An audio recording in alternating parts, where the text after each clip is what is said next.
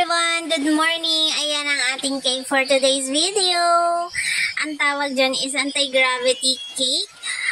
Beer, ayan siya. Gawin natin. First time kong gagawin to. Tapos, nahirapan pa akong bumili ng beer kasi nga, liquor ban kasi eleksyon.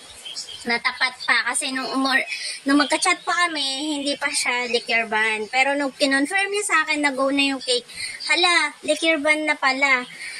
So, ayun, buti na lang talaga nakahanap ako ng beer. Thank you sa aking kapitbahay. Meron siyang stock sa ref. So, thank you, Cristel.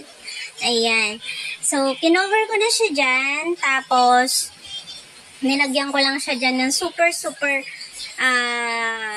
tin na red. Tapos, ayan yung ating can.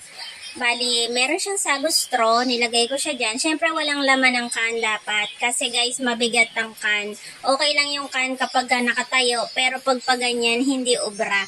So, walang laman yung can. Tapos, yung sago straw, i-bend mo lang. Tapos, ginlu stick ko lang siya para ma-bend siya ng ganyan. Tapos, nilagyan ko lang siya ng ganyan. So, ayan na siya. Tapos, nilagyan ko sa may gilid ng handle. So, ayan na ang ating finished look. Thank you for watching.